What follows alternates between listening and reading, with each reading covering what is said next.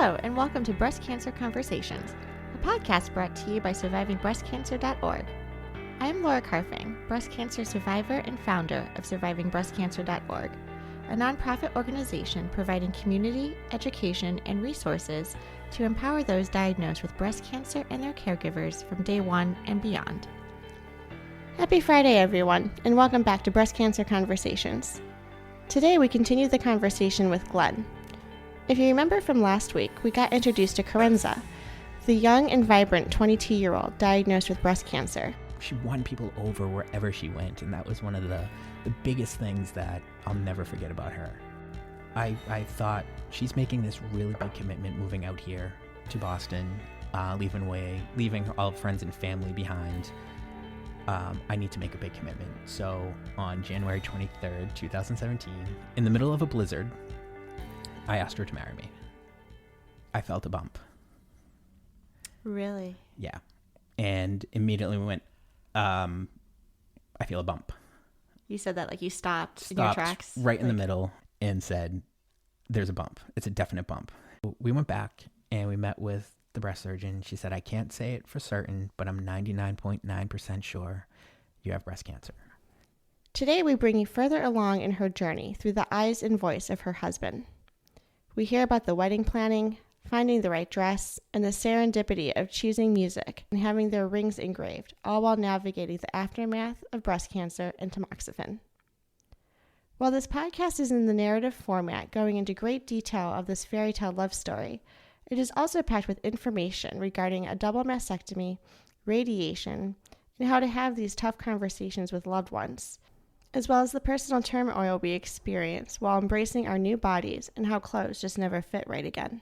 We continue to celebrate Kerensa and the open honesty her husband illuminates for us regarding a breast cancer diagnosis and the onset of recurrence. Welcome to the conversation.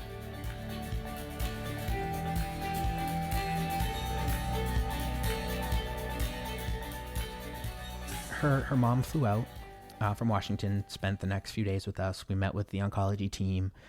So we had the radiation oncologist, the surgical oncologist, and the medical oncologist. And we came up with the plan.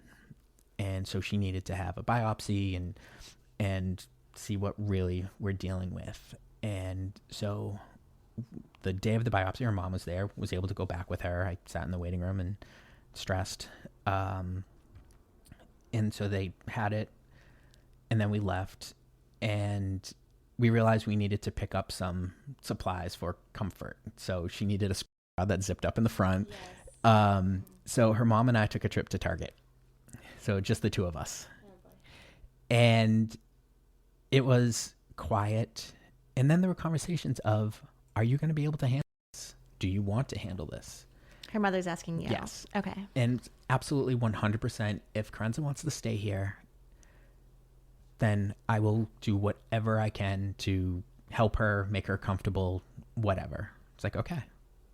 Wow. It's like, all right, this is what we're doing. So we had to pick up just a few things at Target, and there was one instruction that Kerensa gave us. No pink. Absolutely no pink. So we picked up something pink. It was a pink notebook, just, because we had to. So we got a sports bra, and now we had to get it on her. It was a 2-person job. And it was hilarious standing in our living room, and we got one arm in, then the other arm in, and I'm pulling one side and her mom's pulling the other, and we got the zipper in, and then we're trying to zip it, and Kerensa's going, oh, yeah. And so we finally get that up, and we just cracked up because another surreal moment of, who would have thought that, right. Would be zipping up a sports bra in our living room with her mom. So her mom stayed a few days, and there was a couple of other funny things. There was a time Kerensa was showering. Mom and I were sitting in the living room, and we heard like a little crash in the bathroom. And both of us jumped up and busted through the door and pulled back the shower curtain and just didn't what are you doing? Oh my God. You okay? She's like, I dropped the shampoo. Oh yeah. That makes the worst noise too. So it was just cracking up. She's like, can I shower now? Yeah. So we had real, funny moments during that time. And is this after the biopsy or after the surgery? After the biopsy. Okay. Yeah. So the plan was 8 rounds of chemotherapy. Mm-hmm. So 8 rounds, 8 sessions, I guess, every other week for 16 weeks. Surgery. So she opted for a bilateral double mastectomy. and then radiation. So it turns out she had stage 3B breast cancer with lymph node involvement. So along with the double mastectomy, she also had a lymph node dissection. Yeah. Yeah, I had one of those, and I'm still wearing my sleeve and everything because of the lymphedema that comes with it. Yes. So Ugh. So, do you know what type of breast cancer this was? It was HER2 negative, PR positive. Okay. Mm-hmm. HER. HER2? Yes, thank you. The HER2 negative. Yep. All right. Yeah. So then, first day of chemo, and she had this beautiful, thick, curly black hair. She was half Puerto Rican, so she had just that curly, gorgeous hair that it was her pride. She would spend a ton of time and product on that hair. And so that was her biggest concern. Not biggest concern, obviously, but it was like, I'm going to lose my hair. Yeah, like, this totally. is, what am I going to do? I'm like, you're going to be cute no matter what. Don't worry. So her first day of chemo, she had a port placement, of course. So that was okay. And she came out of it fine. You know, her heart rate always spiked after surgery. So that was a fun event. But did they do the port placement the same day as the first round of chemo? It was 2 days before. 2 days before. So I've heard stories too. Just so mine was the same day, which freaked me out because I just remember going down like on the stretcher to get my port placed, and then here I am going into like a minor surgery for it, and then immediately followed by the most toxic drugs you can imagine. And I'm just thinking like infection galore, right? But they're like, no, this is like what we do. And I'm like, this does not sound okay to me, but I guess we'll just go through with it. And, you know, I've heard other stories too where it's almost better, I think, to kind of break it up where you get your port placed. You have time to not heal 100%, but like it's not all at once.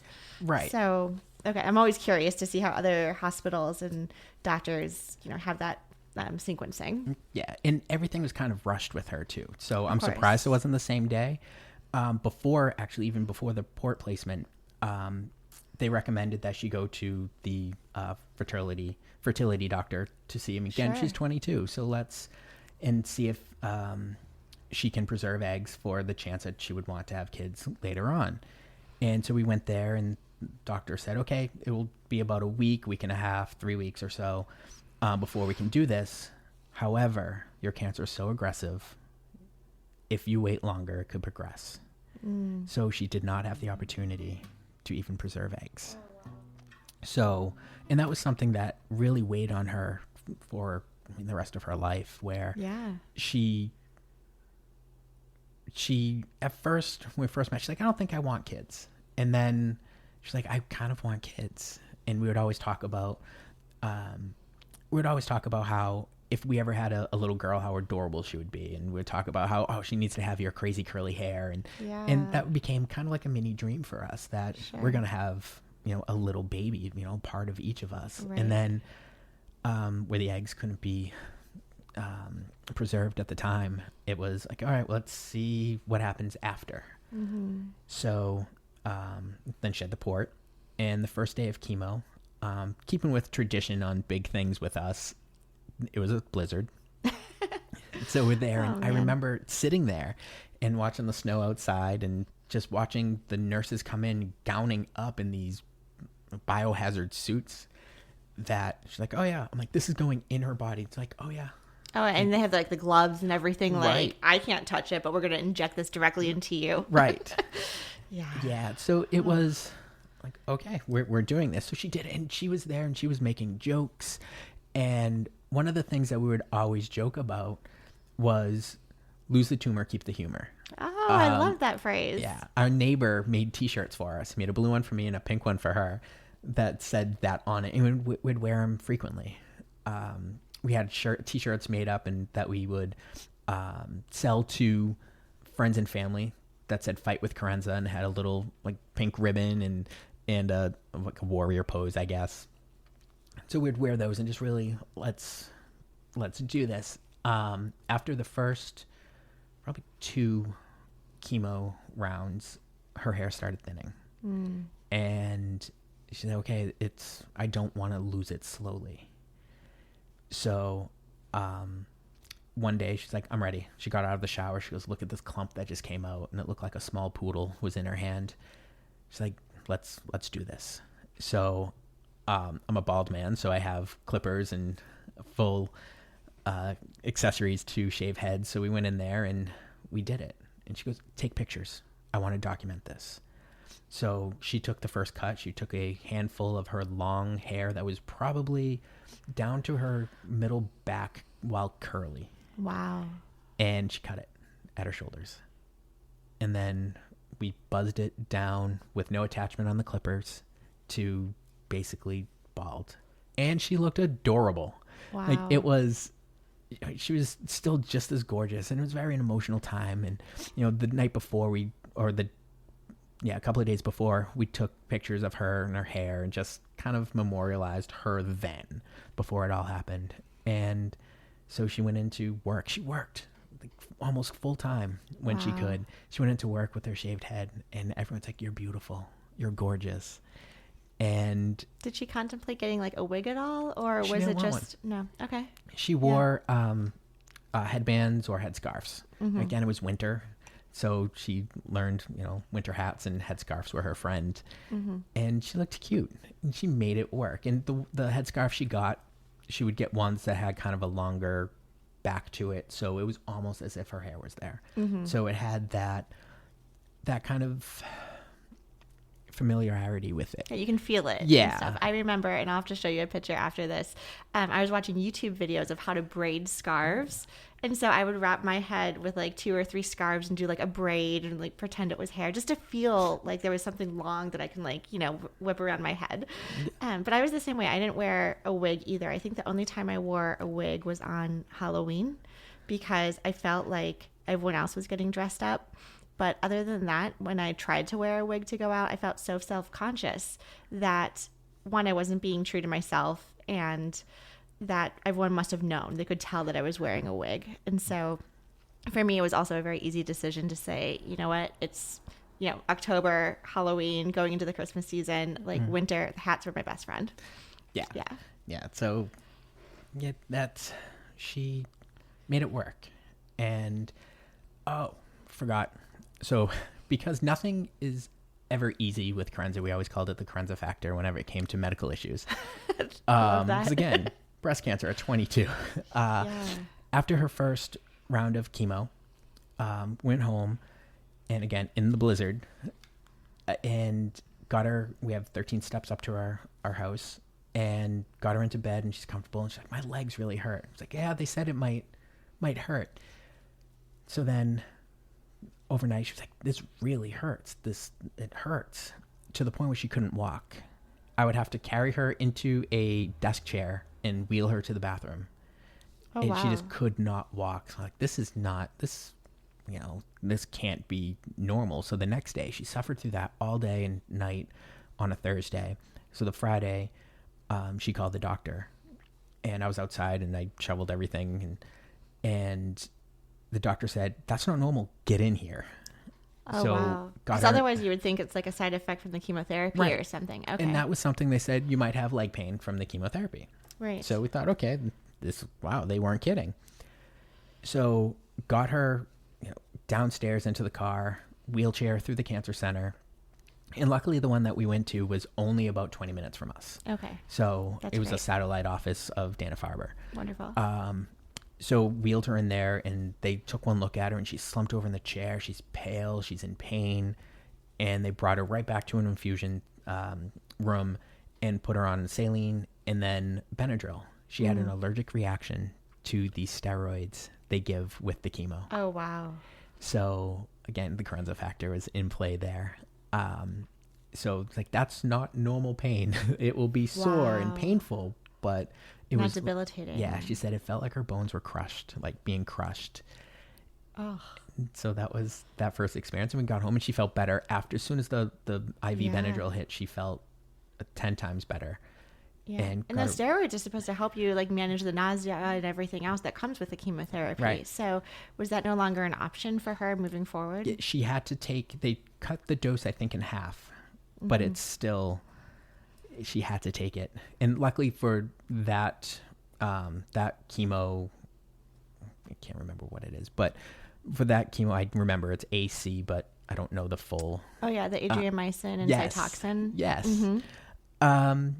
Yeah. So it was dethomethadone, I think was or something to that effect, and I just butchered that. But I know it's like a new vocabulary with all the words. Yeah, dexamethasone, something like that.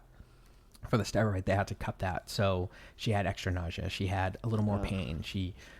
But she worked. She would take long baths. She would do anything she could to help it, and she never really complained about it. And like, complain, tell me how you're feeling. It's okay. She's like, no. So she was incredibly strong throughout it, and she definitely had her moments where, she had the why me moments, which I think I would always talk about her strength and her courage and her bravery, and she had that absolutely. But then there were the moments that she had where she wondered, can I do this? And she fought through those times, which I think is, from everyone I've talked to, it's pretty normal to have these self-doubt moments of, can I do this, and why me? And she, pulled through and kept working and kept living. We would still go out occasionally when she was feeling good. We'd go to movies and she'd wear a mask and gloves, and it was just our new normal. That was everything that we kept saying. This is the new normal. We can do this. Absolutely. There is a restaurant that William and I used to frequent. We still frequent. And we actually held our very first Survivors and Friends meet and greet there because they've seen the progression of me before cancer, me going through cancer, losing my hair. It was, that was a big concern for me. Like, we like to go out. We like to go on dates. And I was like, oh my gosh, I'm going to look so different. Like, what is the wait staff going to say when they see that I'm bald? Or at first it was, like, oh, you cut your hair to a pixie cut. Like, you look so cute. I'm like, yeah, I'm sick. Or like, just how do we let the public know? And it ended up being like a phenomenal restaurant, great managers and wait staff, to the point where my parents, the night before my surgery, when they flew out from Chicago to be with me, we all went there, and it wasn't this like sad, oh my God, you're going into surgery. We were laughing. We were talking about plans for like after surgery, we're going to go take a vacation, just keeping it really joyful. And, that was for me part of the support system there too, is how can we still maintain some level of normalcy in this sphere of crazy, right? Yeah. And I think that was critical for, our whole relationship, and that no matter what was thrown at us, we kept things going as normal as we could. And I when I've had some friends reach out to me saying, I was just diagnosed, can you help, my husband? Yes. It's like, yes, absolutely. This is, try to just live the new normal. And that's, you find out what you can still do to be you and keep going. Yeah. And that's, something that I learned from Kerensa. She's like, no, I have cancer, but I'm not cancer.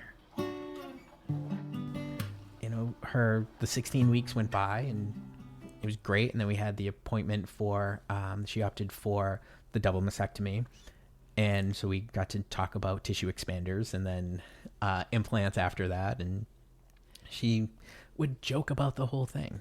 Sure. And that's how she kept her humor through it. And she would talk about like, oh, I'm going to get bigger or smaller. And it was just her joke. Like, they're going to be fake now. So we have to change the names from Rita and Lola to something else, something, Sure. Can I ask a couple of questions of course, about this? Please. So did she have an option for a lumpectomy at all? Or was it just based on the type of cancer she had, the mastectomy was the way to go? The mastectomy was the way to go. It was either unilateral or bilateral. Got it. Okay. It was just, at that point, it was 10 centimeters.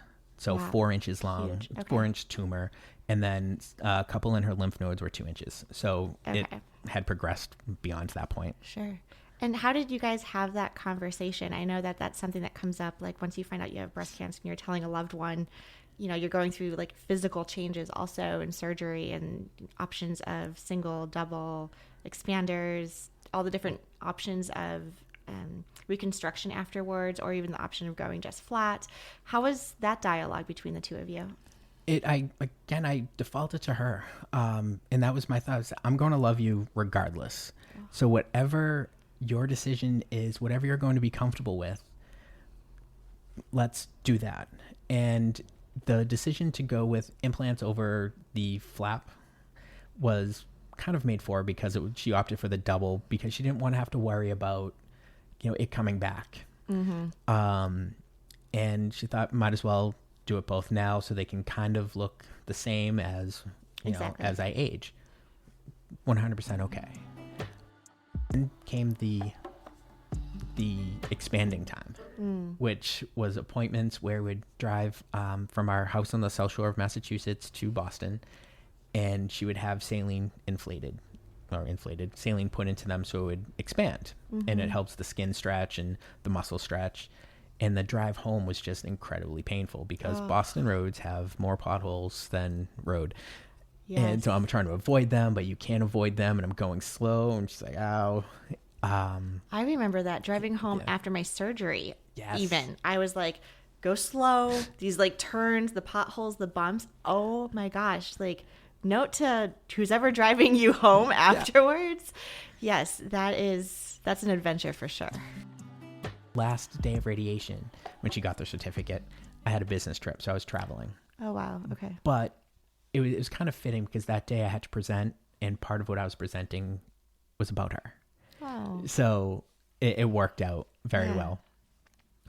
So she sent me a picture of her, and then she went back for testing or scans, and the words cancer free, finger quotes, cancer free. Sure. Celebrate. And then she got the left side expanded again, slowly. It can't just all be pumped all in at once. And so she felt a little more complete. And that was October of 2017. So it was about 10-month ordeal. And so we celebrated, and that's awesome. Was just loving life. And then I'm trying to think what else. So during that 10-month period, how did your boys react? So when you eventually told them, they're still young and they're in love with Miss K, and now all of a sudden she's losing her hair, going through treatment, losing, a significant part of her body. How do you have that conversation with the boys? We told them what was going on, told them that she had breast cancer, but said, it was caught in time, so she can have surgery. She's going to lose her hair. She's going to be sick. So if there are days that you even have sniffles, we have to stay away. Make sure you wash your hands a lot. So we taught them that, and they were okay with it, and they accepted, and they told, friends, and they're like, oh, okay. But they were generally okay. Okay. That's great. She still came out and we all watched movies together, and we did things when she was feeling up for it.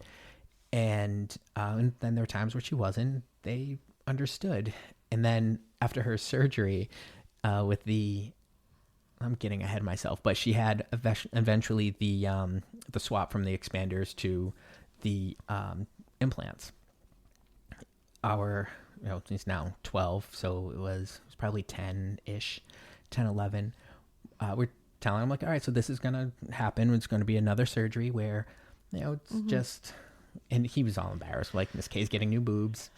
And he's like, okay, but is this going to be the last one, the last surgery? And she's like, well, yeah, but in 10 to 15 years, I'll have to get other ones.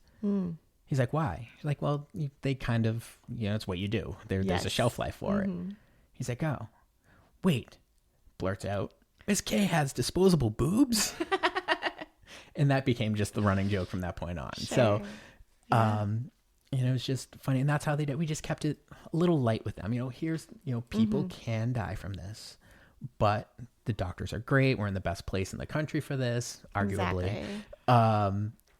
And so, she's still Miss K, and that's the important thing. So during this time, after she was in the in-between time, we call it, the remission, the cancer-free. So tell me about this time. So like she's starting to, get back to that new normal, right? Like you said she was working through all of this. Yes. She's starting to feel more like herself. She has her exchange surgery. What else is going on outside of cancer land at this time? Well, at this time, she had some internal struggles that I don't think anybody knew about, where she felt like parts of her was lost. So at this point, she's 23, and all of our friends, social media became toxic to her, where all of our friends were going out and having fun. They're partying. They're doing this. They're having kids. They're getting married. And she's like, I'm a cancer survivor. So it really got down. So I think at this point, she needed validation of other sorts of, how do I feel more like me? So she struggled with that a bit. And even at the time, it was something that she didn't really talk to me about. So, she worked through it and did better. She did a lot of mindfulness practicing. She did a lot of learning about herself during this time. But we started talking about, all right, as it got into 2018, we're now married, engaged for 2 years. Let's get married. It's like, okay, let's pick a date that's going to work. And we're a little hesitant because the last time we talked about marriage was 2 days before her initial doctor's appointment. So we were torn. She wanted a destination wedding, almost like an elopement. And we were torn between two places. We thought, let's sleep on it. We'll talk after the appointment tomorrow. So, wow. Okay. So we were hesitant, like, all right, is this bad karma? Should we not get married? Right. What are we it's doing? Kind of like a trigger, right? You're like, Right. last time we talked about this, it didn't end so well. Like, I got cancer. So, So we were driving Mm-hmm. and we're going, all right, I think it was around February. It was around her birthday. Blizzard? No blizzard? No blizzard on this one. It was actually a pretty warm day. Maybe it's been like even April. It's like, all right, do we want to get married? Yeah, let's pick a date. What's going to work? So we're thinking. And we said, we got it. 81818, August 18th, 2018. Perfect. It's a Saturday. It works out great. And then, like, great. Yay. So I like numbers that are easy to remember. 1, 2, 3, 818. It helps. But so we just kind of celebrated and had fun and didn't like need to plan too much because she wanted a very small wedding. And like her and I, just that's it. Right. So we talked about it and just kept having fun. Trying to think, 2018. Yeah, we just worked and went out and just celebrated us, our relationship, our love. We were planning the wedding and she was still going through some post-surgery issues, I guess. So after the surgery, she got some lymphedema and had to go through some physical therapy to get her arm movement back. She couldn't lift it very high over her head. Our biggest joke at that point was her hot flashes or power surges. Power surges. Power surges. Oh, I like that one. Yeah. And she would joke. She's like, I'm 24. Well, yeah, at that time, 24, and I'm getting hot flashes. This is great. And we would laugh about it. Again, just her laughter. And, it was 1 minute she's cold, next minute she's hot. And it was great. I said, your body's just going to create a thunderstorm at this point. The Kressna effect. Yeah. I mean, Kerensa was just always smiling. And so when we decided to get married, it was, okay, now we need to pick out rings. We need to get a wedding dress. We need to find an officiant. We need to do all these things. And she's like, I know. And then it was a delay, like we need to do this. And now it's May, June. Like, all right, wedding's coming up in like 6 weeks. She couldn't find a dress. Then she found one. It was her. It was just off one shoulder, fitted, long, white. It was just beautiful. And we picked out our rings, and we both wanted to have something inscribed on them, but we didn't want each other to know. Oh, okay. So we went to the jeweler, and we explained that's what he wanted. And what I wanted was she had such tiny fingers. And, I mean, she was this 5'2" little spitfire of a woman. And she, these little tiny fingers, and she didn't want a big ring, and her engagement ring was even, the stone was a carat. And again, she was so different. She loves purple. Mm-hmm. And she wanted an amethyst for a stone. Oh, nice. So it was, carat amethyst and just a simple band. So she just wanted a simple wedding band. And it was too thin to get what I wanted to put on there. So I worked with the jeweler, and I put half of it on her engagement ring and the other half on her wedding band. Oh, very nice. And then she had something put on my wedding band. So got that done. She has a dress. We found the officiant who just lived down the street from us. Oh, wonderful. And it all came together. Yeah. So we drove around Plymouth and we found an amazing spot because we'd always go out to Plymouth to go out and we'd go dancing there. She would dance and I would awkwardly stand there and move. So we found this place that was perfect and we loved it. Like, all right, let's do this. And so I called on it. Nope. Booked. They had 5 weddings there that we wanted. Wow. Turns out 81818 is pretty popular. And this is a beautiful like public garden. I had this other place, which was just down the street. And it had a pond and a nice wooden bridge. So I showed her, she's like, this is perfect. This is where we're going to get married. Awesome. So that was all the boxes were checked. Everything came out great. Dress, rings, location, officiant. It was perfect. We wrote our own vows. And it was funny and it was us and it was great. Just perfect. I recited a poem that I knew she would have liked and she recited one that was one of her favorites and the officiant recited a poem that we both really liked. So it was just all these things that came together. And then I asked my brother, I'm like, I'm going to give you a Bluetooth speaker after, the officiant announces us as husband and wife. Can you play this song? So there's a song, Close Your Eyes by Michael Bublé. The night that we first met, we danced to that song. It was a song we would always dance to whenever the visits were over. It was like our anniversary song. It was just that song. So the ceremony ends and then the music starts. As I found out, we forgot to bring the speaker, but luckily the cell phone speaker was loud enough. And she laughed and I laughed. And we're dancing. Apparently, I asked my brother to bring the speaker to play the song. She asked my sister-in-law to bring the speaker and play the same song. Wow. So, yeah. So we, danced and we had great pictures of it. And then we took everybody that was there for smoothies down at the Plymouth waterfront because why not? Yeah. And then we drove and then we get in the car and the sun was shining bright. We get in the car to start driving to Boston. The rain opened up. It held off just enough. Just enough. And wow. We went to an amazing hotel and had a wonderful dinner and just celebrated us. And then the next day, I spent all day at the Museum of Science and saw everything. And she got a t-shirt with a T-Rex that said hangry as a reminder. So it was just a wonderful weekend that was us. Yeah. It sounds like it's so special. Yeah. And then on my wedding band, she had the words, Close Your Eyes. The name of the song? Yes. Okay. And then on her wedding band and engagement ring, I had 2 lines of the song. Did you really? Yeah. And you guys didn't know? We didn't know at all. Unplanned. Wow. Just like kindred spirits. Yeah. Like clearly connected. Absolutely. Just we were always like that from the moment we first started texting. During the off year, as we called it, she would get sick, right? Just not feel well, and was always that panic of, okay, what is this? What is this? Is it a recurrence? And it never was. And then she was just in a lot of pain. Her pain never really went away in her hips or anything. So from the chemo, it just stayed with her. So she was still on pain medication for half the year, and then she weaned herself off with doctor's supervision. Was she on, after her surgery, was she on any like aromatase inhibitors or tamoxifen? She was on tamoxifen. Okay. Yeah. And then, so that of course has the side effects like. Oh, absolutely. Like the joint pain, everything.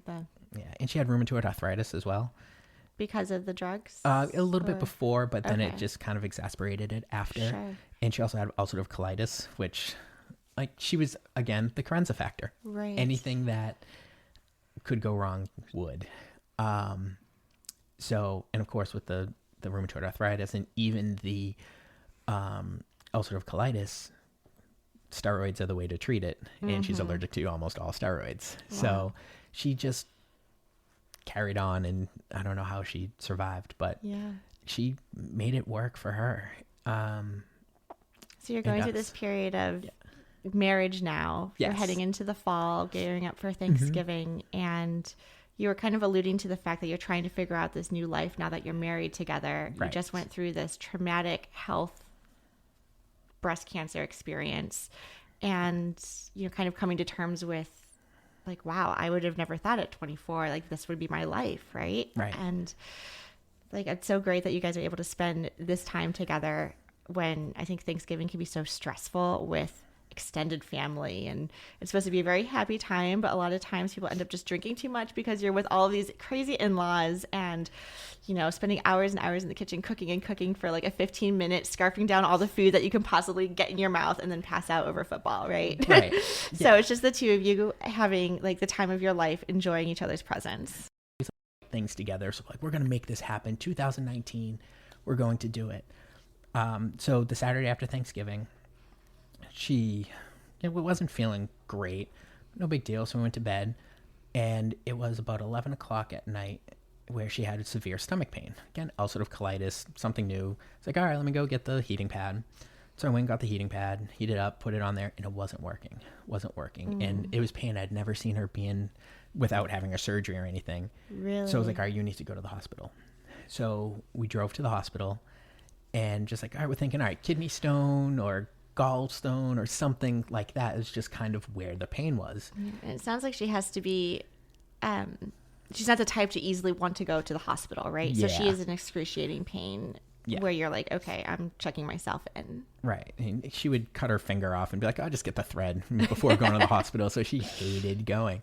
And so, like, all right, we'll just go to the hospital. You know, I'm sure we'll be, tonight, tomorrow, you'll be, fine. And so we went to the hospital, and they couldn't get the pain to go down with IV meds. And at this point, she had her port removed. So IV meds, nothing was touching it. And then, so like, all right, we need to go give you an ultrasound just to see what's going on. Like, is it a liver? Is it not liver? Gallbladder? Is it kidney stones? Is it ovary? So they bring her back, and they wheel it back in, and just waiting. And they came back like, all right, so you have an ovarian cyst that's pretty big, and it's starting to have a twist. We're going to have to watch that because, if it gets any bigger than it twists, then we'll have to do surgery. Like, okay, great. Not ideal, but okay. So we're there, and they're like, oh, by the way, you might want to give your oncologist a call on Monday. I'm like, why? Like, see some spots on your liver. Wait, what? Exactly. Okay. Like, I don't know what it is, but there's some spots there. Great. So they're concerned right now about like the ovary and the cyst, and then passively are like, by the way. Yeah. So they start running more tests. It looks like cancer. So we're admitting you to the oncology floor. So I'm like, okay, this is awesome. And we had been there the year before. Oh my God. So I was in the cafeteria like the next day, just trying to eat something. And I saw the doctor that was there. I'm like, hey, her family's from Seattle. Should I have them come out here? He's like, that's your call, but it doesn't look good. I'm really sorry. In the cafeteria. I'm like, I just wanted a fork. Like, what? Right. Okay. So he goes, it's cancer. Like, we need a biopsy to make sure that it's the same, but it's like, okay. So I went back up to her room, and she was sleeping. And I'd spent the days with her. Whenever she was in the hospital, I would sleep in the little pull-out couches that they would have. And so I sat on the edge of her bed and waited for her to wake up. And she woke up, and I said, I just talked to your doctor downstairs. And she's like, okay. And I'm like, I don't want to tell you this, but I kind of have to. And she looked, he said it's cancer. It came back. It's in your liver. And so, of course, emotion ran wild. And So you're sharing this news with her. I'm the one that told her. So, all right, let's get the doctors going. Where's our oncologist? Let's get this moving. So they ran the tests, and they did a liver biopsy, and it was the same strain of breast cancer that she had. It reoccurred in the liver, metastasized to the liver. So more scans. just happened at this point. So we're now late November, and so the scans came back. It was also in her pelvis and spine. Great. What do we do? So her oncologist was at a conference, so she conferred with some of her colleagues there and came up with a plan of an oral chemo to go. So she was in the hospital for about a week. So the pain in the ovarian cyst kind of took care of itself. So that was no longer the issue. Right. So, but as she's recovering, as the pain subsided, she would do, and so after hearing this devastating news, she was still laughing. Mm-hmm. Still, she's like, all right, I have to do my laps around the floor. Mm-hmm. So the oncology floor, 4 laps is a mile. Okay. So she's like, I want to do 4. And then it was 6, and then it was 8. Her highest was 16. Wow. And we would just do the laps, and she'd wave to the nurses as she went by, dragging her IV pole and just with her cup of water. Mm-hmm. At every, it was every monitor that was showing heart rate, she would stop and take a drink. Yep. That's what she did. She was like, all right, I'm going to do this. And then there was a view. If you stopped at one window, you could see the city way in the distance. So she would stop there, and she's like, this is my view. She's like, I hate, but I love this view. Mm-hmm.